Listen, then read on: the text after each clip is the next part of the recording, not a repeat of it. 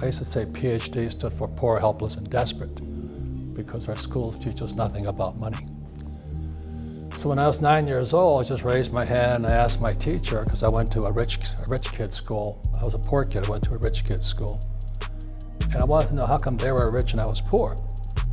And the teacher said, well, if you stay in school, you'll be rich. I said, don't BS me. I mean, my father's a PhD and he's broke.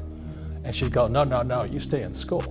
So I went home to see the old man, poor dad. He's a good man, good father, great husband, but he knew nothing about money. And so I kept asking him, I said, when are you going to teach me about money? When's the school going to teach us about money? Then he blurted it out too. He says, I can only teach what the government lets me teach. And money is not one of those subjects. So I never did well in school. I have a college degree. I went to a very good school, did all the stuff, but I didn't learn anything about money. And I just started studying with my rich dad when I was 9. And he taught his son and me, my best friend, about money, playing Monopoly.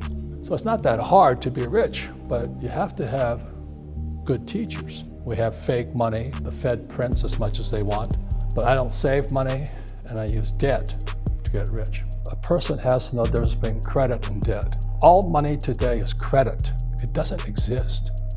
Credit is very simply the power to spend. That's all it is.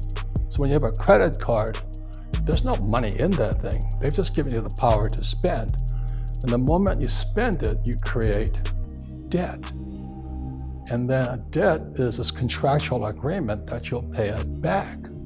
Now the trouble is, most people ain't paying it back. Look at the student loan crisis we're in. What's wrong with the crash? That's what people don't understand. Crashes are really good. Yeah. So in 2008, when the markets crashed, they also lowered the interest rates. My partners and I borrowed $300 million and we bought more property. And so 10 years later, we're now almost 600 million in debt. We just passed $500 million. Right. But we get very rich off of debt. Right. But that takes financial education. Well, what was lesson number 1 in Rich Dad, Poor Dad? Rich don't work for money. Right. The reason is money is toxic. After 1971, people who work for money are getting poorer, because the way your wealth is sucked out of you by the Fed, by the US Treasury, and by our government and our school system is the people that work for money get poorer.